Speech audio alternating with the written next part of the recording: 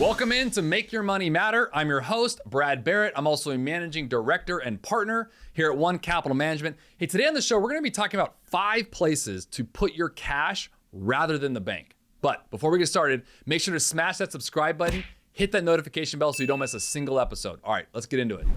So I would say very rarely do we ever stop to think about the balance printed on our bank statements and what it really means. Most of the time, our bank balance means it's cash that's what? Readily available for us to withdraw and use. And I agree with that.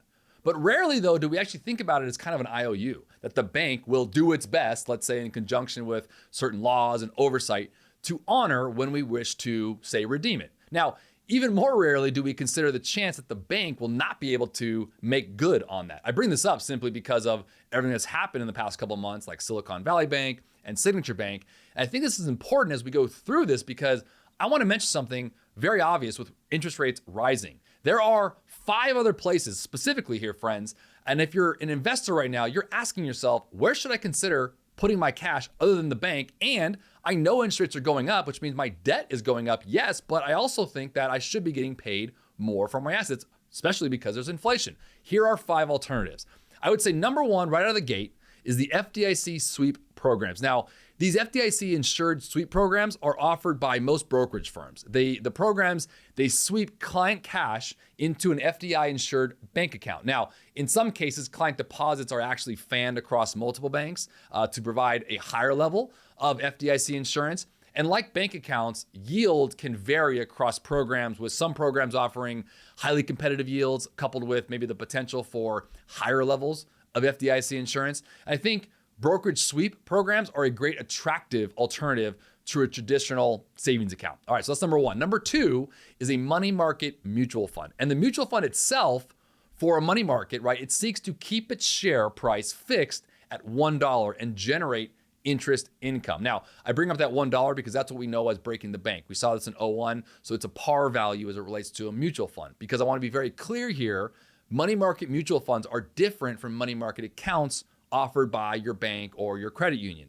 These are funds and they're investable securities and really don't carry an FDIC insurance. So these money market mutual funds invest in US Treasuries and other high quality fixed income securities. So that's important to know the difference there.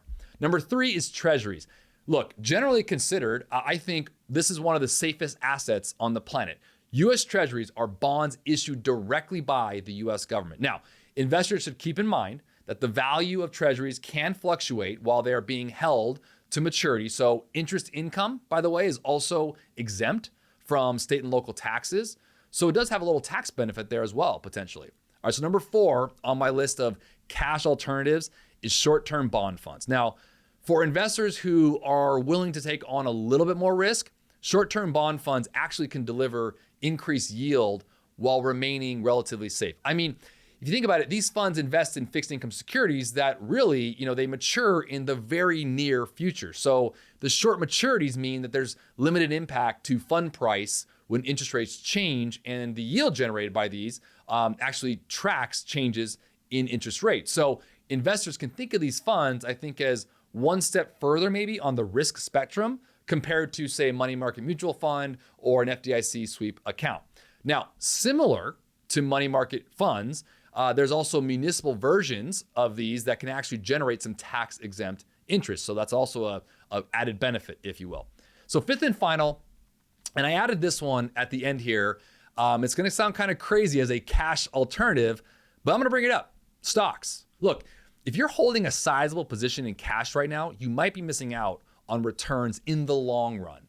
Now, I want to clarify what I mean by sizable position. First and foremost, you need to make sure you have an emergency fund. And that emergency fund should be somewhere between 3 and 6 months of your overhead. So as a quick example, what I mean by overhead is basically your entire outflow, whether that's mortgage, rent, utilities, living expenses, whatever it might be. For example, if your overhead was $10,000, you should work up to getting to, if you're not already there, somewhere between $30,000 to $60,000 of coverage.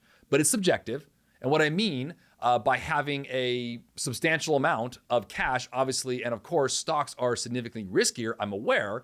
But I think as you hold your holdings in general for longer periods, the risk of loss over time tends to decrease. So This is one where I think you first and foremost look at it. If you have above and beyond your emergency fund cash, I think you can start shifting down the spectrum and looking at bond funds or maybe even stocks for a longer term cash play. So with that, those are the 5 alternatives I would say to cash. And luckily, I think for all of us, given what happened over these past 15 months with raising interest rates, these 5 alternatives to just holding it in a bank account, I think are now a great and compelling reason to get more yield in some cases where, higher levels of safety also exist as well. And I'll say this to end the show here.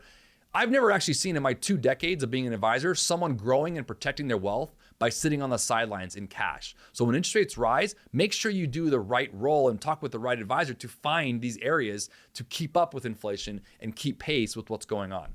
Hey, hope you enjoyed that show today. If you did, make sure to subscribe to our show so you don't miss a single episode. And always remember to make your money matter.